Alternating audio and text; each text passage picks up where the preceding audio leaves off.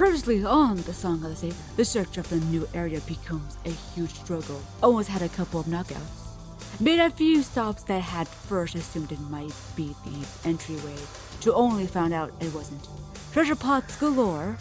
Regardless, with my genius monkey brain totally not looking it up, finally made my way into the powder puff balls. It was exactly how I imagined, full of fluffiness. But after arriving, what new adventure awaits for me in this untamed wilderness that is the powder puff. The powder puff. Seriously, who freaking named this? Stay tuned in the most exciting, thrilling video. In the most exciting, thrilling video of your life.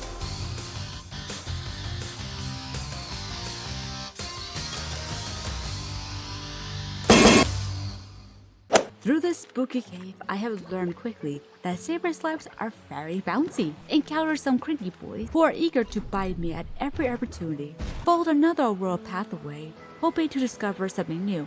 Just like my hopes and dreams, it led to nowhere. The struggle is real. Treasure pods! Treasure pods! Found myself in a cave full of these strange icicles that made this weird metallic sound. Decided to explore the greener side of the area. The beautiful palette of red and orange makes it seem like the fall season instead of winter. I'm the map, I'm the map, I'm the map. During this time, I was trying to figure out how to find the Saber Gordor again. I thought going on top of this cliff might give me the boost. Apparently not.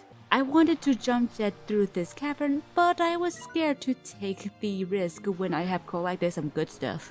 Luckily, I went back during the nighttime to find a glowing walkway waiting for me. That walkway led me to another treasure pod, and another, and eventually back to the teleporter entry. Not bad on my first run.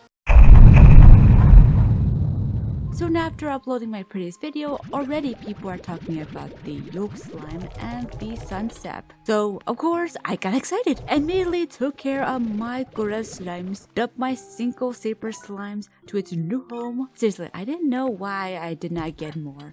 Dump by Thundercocks as well, and quickly headed back. Once I was back in the Powder Falls Puffs, I remembered that you can now throw snowballs at slimes. Found a pile of snowballs and threw at whatever slime that was in my facility. And it was glorious, adorable, and heartwarming thing that I have experienced playing a game. It's like watching puppies playing in the snow for the first time. Also, snowballs are another good way to get rid of tar. Even though tar is on the surface of the snow, that doesn't affect them somehow? Don't think about it. After my little fun destroying slimes, Snowball! Snowball! Snowball and snowball! I continued on, exploring, finding new treasures and pathways. At one point, I went back to the Cranky Boy spot because I felt that I didn't explore enough of it. I navigated the mountaintop the best I could, trying to figure out the best path to maneuver without dropping to my doom. I eventually got to the top to find a hole. Like they say, if there's a hole, there is a goal.